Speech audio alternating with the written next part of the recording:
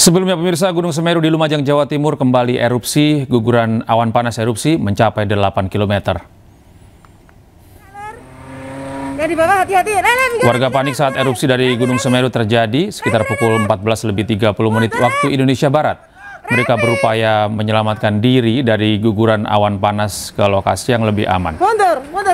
Saat ini luncuran awan panas telah mencapai jarak 14 km dari puncak kawah. Kolom abu terpantau berwarna kelabu pekat dengan intensitas tebal dan condong ke arah barat laut hingga utara. BPBD Lumajang telah mengerahkan tim reaksi cepat untuk membantu warga mengevakuasi diri. Sementara status Gunung Semeru dinaikkan ke level 4 atau awas. Masih turun.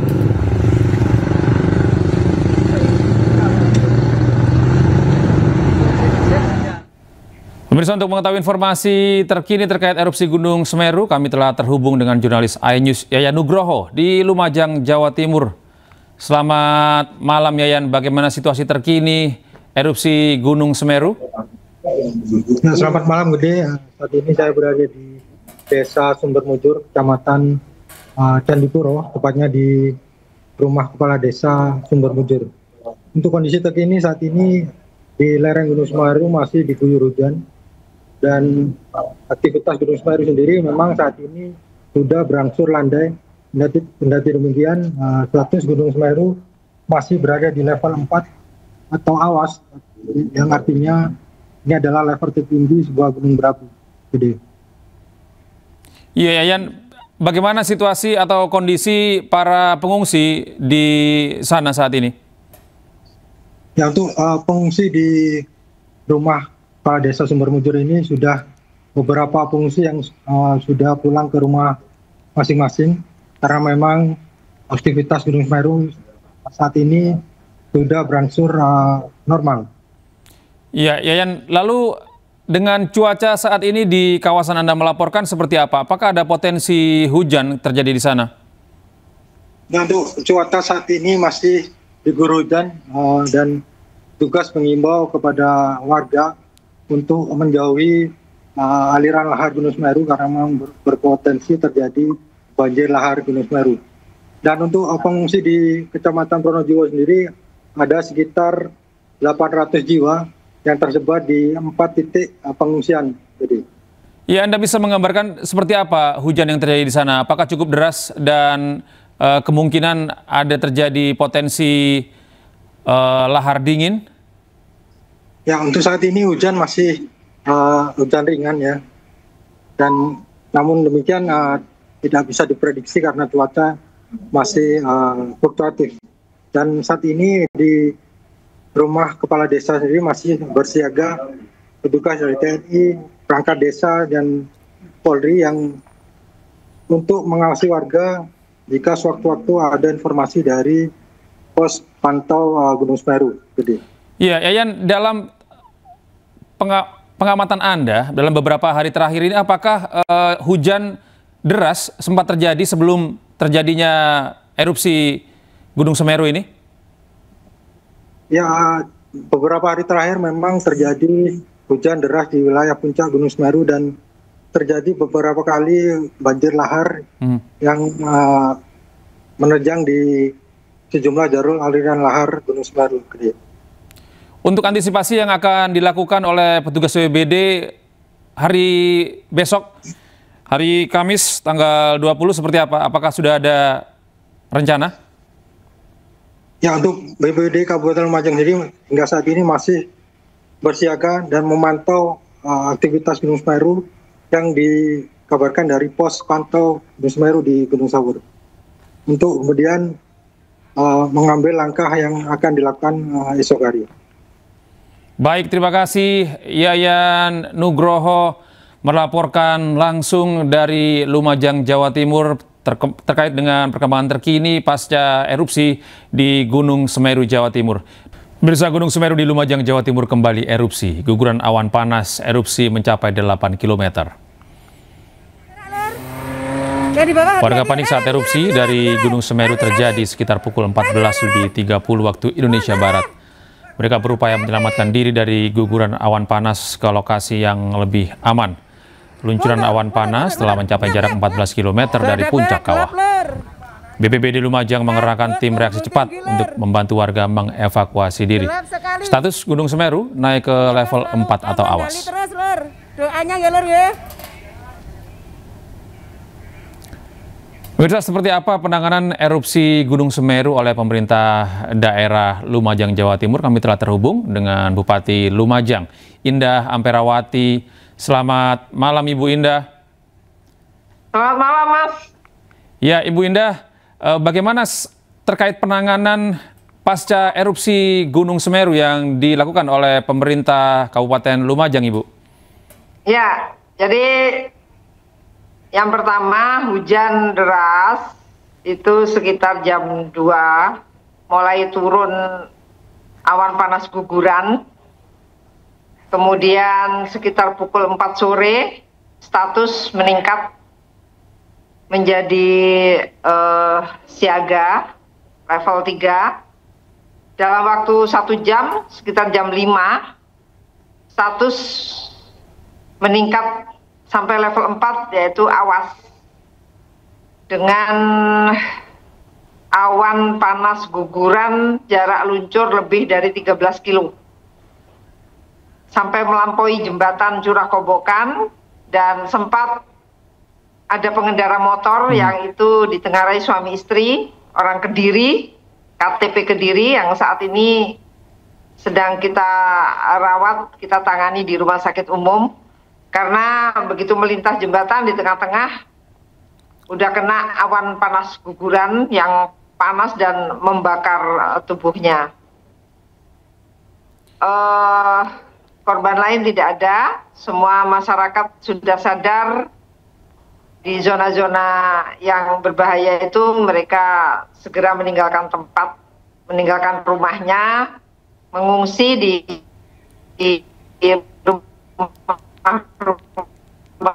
penduduk, di rumah-rumah keluar pengungsian yang sudah kita siapkan. Malam tadi juga langsung saya tanda tangani. Yang pertama surat tanggap darurat, SK tanggap darurat 7 hari ke depan.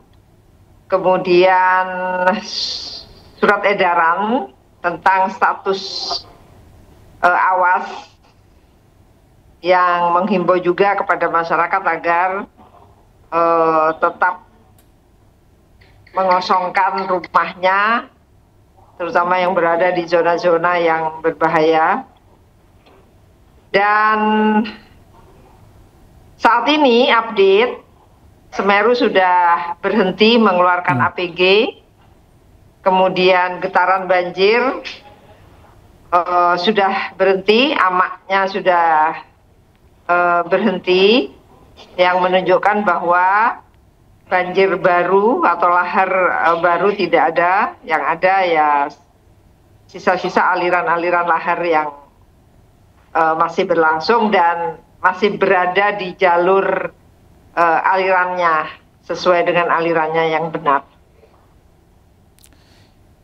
Ya, Ibu Indah, jika besok ada potensi hujan yang cukup deras, Ibu, apakah ada kemungkinan lahar dingin kembali terjadi, dan apakah pihak pemerintah juga sudah memetakan wilayah mana saja yang berpotensi dilintasi oleh lahar dingin ini? Sudah, jadi kalau memang ada hujan deras susulan, tapi tidak disertai APG, tentu lahar dingin ya. Dan kami sudah menghimbau juga kepada warga yang wilayahnya dialiri lahar, seperti Jugosari, Dusun Sumber Langsep, itu kan mereka keluar mesti melintasi jembatan Limpas, dan itu tadi sore sudah saya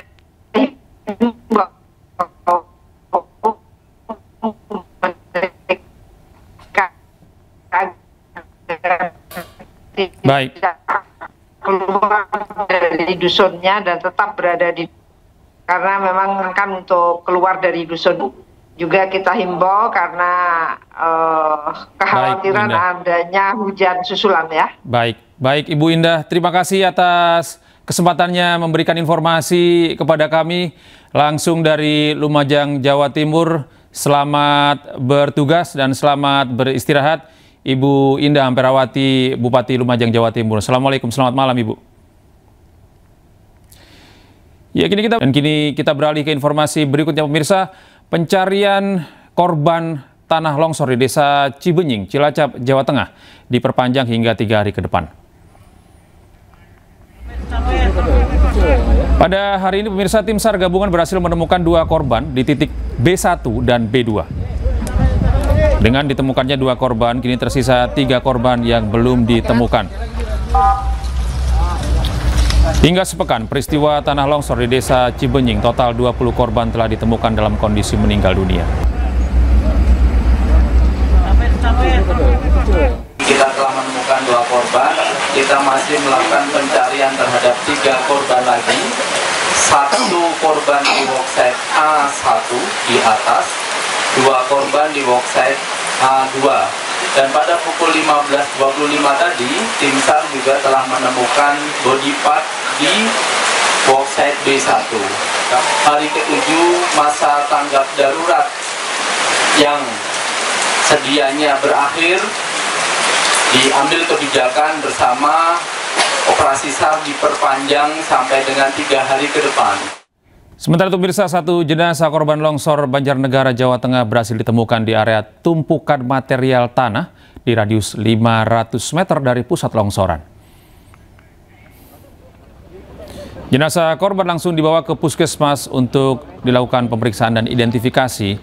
Dengan ditemukannya 1 korban ini berarti masih tercatat 25 orang hilang. Korban diketahui berjenis kelamin perempuan atas nama Tuwi, berusia 50 tahun, warga Dusun Situkung, Pandan Arum. Kita temukan 1 korban atas nama Nyonya Tuwi, jenis kelamin perempuan, umur 50 tahun. Tadi untuk keberadaan. Beralih ke informasi berikutnya pemirsa, sejumlah pedagang barang bekas atau thrifting curhat ke DPR dan berharap dapat solusi terkait larangan produk thrifting.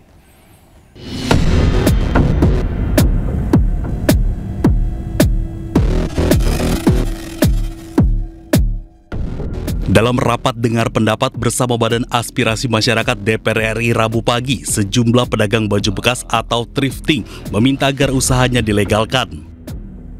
Namun jika hal tersebut tidak dapat dikabulkan, para pedagang itu meminta ada pemberlakuan larangan terbatas sehingga memungkinkan kuota impor terhadap pakaian bekas diberikan.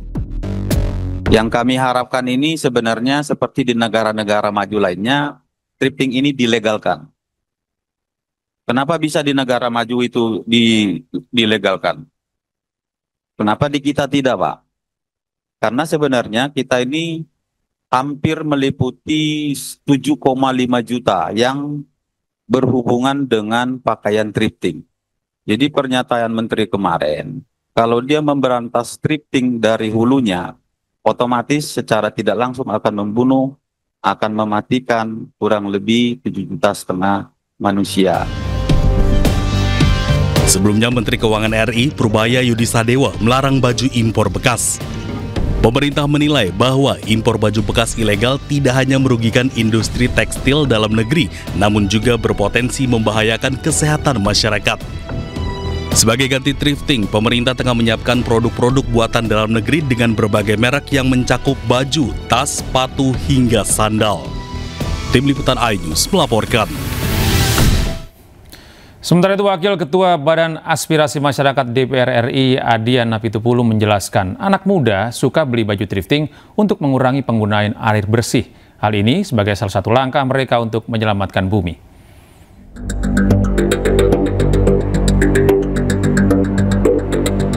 Bagi sebagian anak muda masa kini, terutama Gen Z, konsep hidup sederhana dan sadar lingkungan bukan sekedar tren sesaat. Terlebih mereka tumbuh di tengah isu limbah mode dan konsumsi berlebihan yang membuat kondisi bumi tidak baik-baik saja. Hal itu memunculkan satu kebiasaan baru di kalangan mereka, yaitu thrifting. Dalam rapat BAM DPR RI bersama pedagang thrifting pada Rabu pagi, Wakil Ketua Badan Aspirasi Masyarakat DPR RI Adian Napitupulu sebut anak muda suka beli baju thrifting atau bekas karena untuk menyelamatkan bumi dengan mengurangi penggunaan air bersih. Kenapa milenial dan Gen Z menyukai thrifting? Karena harga murah? Bukan. Karena modelnya bagus? Bisa. Lalu apa yang paling dominan penyebabnya? Terkait dengan lingkungan hidup. Apa hubungannya antara thrifting dan lingkungan hidup? Karena coba dipaparkan. Kalau ini tadi, ada coret-coretan sedikit. Satu lagi. Geser. Ya. Kebutuhan air bersih untuk industri tekstil itu satu celana jeans butuh 3.781 liter air. Ada pergeseran pandangan di generasi baru yang mungkin tidak ada di generasi sebelumnya, Pak Tua. Bahkan dalam kesempatan itu Adian memaparkan air bersih pada industri tekstil untuk memproduksi satu celana jeans saja butuh sekitar 3.781 liter. Sementara untuk satu kaos katun butuh 2.700 liter atau setara 2,5 tahun untuk satu orang minum air. Dari data yang didapat, Adian juga menerangkan ternyata industri tekstil menyumbang 20% kerusakan udara, sehingga untuk memutuskan suatu kebijakan harus benar-benar dilihat secara komprehensif termasuk hal-hal yang berkaitan dengan aspek lingkungan hidup. Tim Liputan iNews melaporkan. Stop guys. Ditanya meronta-ronta. Awas hati-hati. Oke. Awas.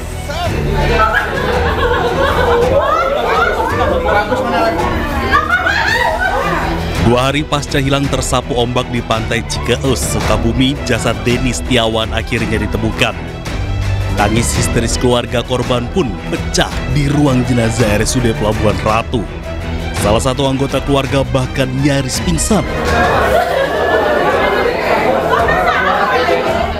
Korban yang dinyatakan hilang usai memancing ikan bersama Ujang Agus pada 16 November lalu akhirnya ditemukan tim SAR gabungan di pantai Cihurang. Jasad korban ditemukan terapung sekitar 100 meter dari bibir pantai. Basarnas beserta tim SAR gabungan berhasil menemukan salah satu di antara 2 korban yang terseret arus di pantai Cikeus.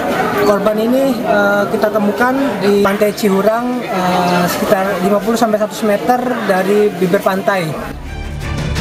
Dari Sukabumi, Jawa Barat, Budi Setiawan, iNews melaporkan. Terima kasih Anda masih bersama kami di iNews Malam. Pemirsa, Wakil Presiden Republik Indonesia Gibran Raka Buming Raka menutup rangkaian kunjungan kerjanya di Pulau Pramuka dengan meninjau RSUD Kepulauan Seribu kemarin Selasa. Pada kunjungan tersebut, Gibran meninjau berbagai fasilitas pelayanan mulai dari instalasi gawat darurat, poliklinik, rawat inap, hingga unit penunjang medis. Tidak hanya itu, Wapres juga berdialog dengan tenaga kesehatan untuk memastikan pelayanan berlangsung optimal. Dari area pelayanan utama, Gibran melanjutkan peninjauan ke dermaga RSUD untuk melihat kesiapan kapal ambulans dan kapal transportasi kesehatan keliling Kepulauan Daring. Armada ini digunakan untuk menjangkau pulau-pulau kecil yang belum memiliki fasilitas kesehatan memadai, sekaligus memastikan layanan rujukan dapat dilakukan dengan cepat. Diketahui sebelumnya pemirsa, kunjungan Gibran ke RSUD Kepulauan Seribu itu sebagai wujud komitmen pemerintah dalam memperkuat layanan kesehatan di wilayah terpencil dan kepulauan sesuai arahan Presiden Prabowo Subianto dalam Astacita.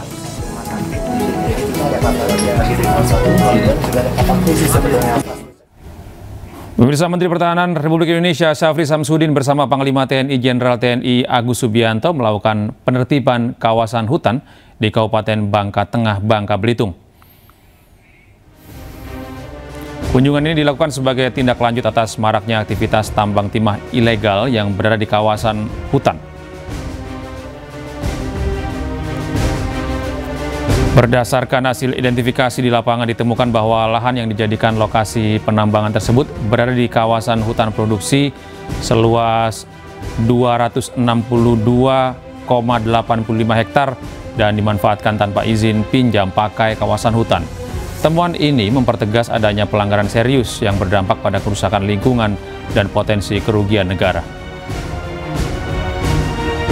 Kita menemukan beberapa kegiatan-kegiatan ilegal yang mengarah kepada pelanggaran hukum yang akan kita tindak lanjuti baik secara hukum maupun secara administrasi. Saya kira dalam hal ini negara tidak boleh kalah di dalam melaksanakan kegiatan ilegal ini. Pemirsa, sidang pengujian Undang-Undang Pemilu terkait kewajiban autentikasi ijazah presiden dan pejabat publik digelar hari ini di Mahkamah Konstitusi. Uji material Undang-Undang Pemilu diajukan pengamat kebijakan publik Bona Tuasilalahi yang didampingi kuasa hukumnya Abdul Ghafur Sangaji. Dalam sidang ini, pemohon mengajukan uji Undang-Undang Pemilu terkait aturan bagi calon presiden dan pejabat publik yang hanya diminta melampirkan fotokopi ijazah terlegalisir tanpa verifikasi keaslian dokumen. Pemohon menilai mekanisme tersebut menimbulkan ketimpangan di masyarakat. Mengingat masyarakat wajib menunjukkan ijazah asli untuk berbagai keperluan administrasi, namun calon pemimpin negara tidak diwajibkan hal yang sama. Melalui uji material Undang-Undang Pemilu, pemohon minta KPU mewajibkan autentikasi ijazah asli bagi seluruh pejabat publik mulai dari Presiden, Wakil Presiden, Kepala Daerah, DPR hingga DPRD. Anda bisa komunikasikan dengan Abang? Kami melihat bahwa permasalahan isu ijazah Bapak Jokowi itu adalah masa belakang. Dalam hal ini selaku orang kebijakan publik, saya berpikir kita harus melihat masa depan. Masa depan kita harus perbaiki peraturan-peraturan perundang-undangan. Kenapa? Pada intinya kita menemukan dari dokumen-dokumen yang saya kumpulkan dari KPU, KPUD, dari berita-berita penjelasan ketua komisioner-komisioner dan dari peraturan perundang-undangan PKPU itu memang tidak pernah melakukan namanya autentikasi yang istilah rejim undang-undang kearsipan autentikasi. Istilah rejim pemilu itu, undang-undang pemilu adalah klarifikasi. Jadi mereka hanya sebatas verifikasi. Jadi tidak pernah ada disandingkan originalitas fotokopi legalisir yang dikumpulkan mereka terhadap aslinya. Sehingga boleh dikatakan belum ada yang pernah melihat asli ini. Bagaimana asli ini lahir menjadi fotokopi tidak bisa. Bahkan saya juga tidak, selama KPU mengasih fotokopi ijazah tidak pernah melihat proses bagaimana mereka menciptakan dokumen itu dan dikasih ke saya, apakah dari soft copy, apakah. Sementara itu, pemirsa, KPU Solo membantah pernah memusnahkan ijazah Presiden ke-7 Republik Indonesia Joko Widodo. Pihaknya bahkan menyebut masih menyimpan dokumen ijazah itu. KPU Solo membantah isu pemusnahan tanda registrasi Presiden ke-7 Republik Indonesia Joko Widodo saat Jokowi mencalonkan diri sebagai wali kota Solo pada tahun 2005. Pihaknya menegaskan masih menyimpan dokumen-dokumen termasuk ijazah sebagai syarat pendaftaran. KPU Solo juga menjelaskan hanya buku agenda surat masuk saja yang boleh dimusnahkan secara administratif. Sesuai dengan undang-undang KI. Meluruskan ya, kemarin itu yang ditanya itu kan perihal permintaan dari pemohon itu untuk nomor dan tanggal surat agenda berkas masuk ya, untuk nomor dan surat agenda masuk. Nah itu kami juga belum, apakah yang dimaksud itu buku agenda seperti ini misalnya ya. Nah kami dalam menjawab itu secara administrasi untuk agenda surat masuk itu menurut jadwal retensi itu musnah seperti itu.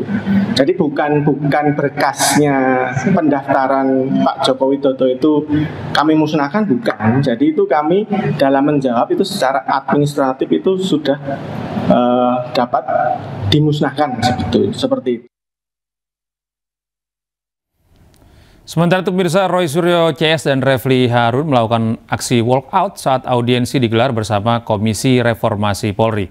Mereka keluar ruangan pasca ditolak oleh Komisi Reformasi Polri karena status mereka sebagai tersangka.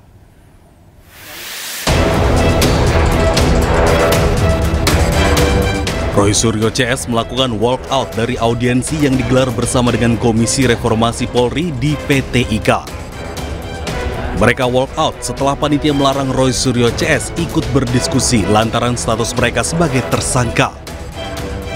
Roy Suryo juga mengaku tidak nyaman karena diberikan pilihan untuk meninggalkan ruangan atau tetap di ruangan namun dilarang berbicara.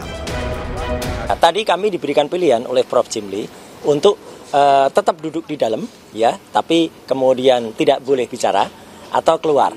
Ya, nah karena pilihan itu maka kami sepakat. Tadinya saya juga bilang mau di dalam aja gimana, tapi karena teman-teman bilang keluar aja, oke, maka kami sepakat untuk walk out.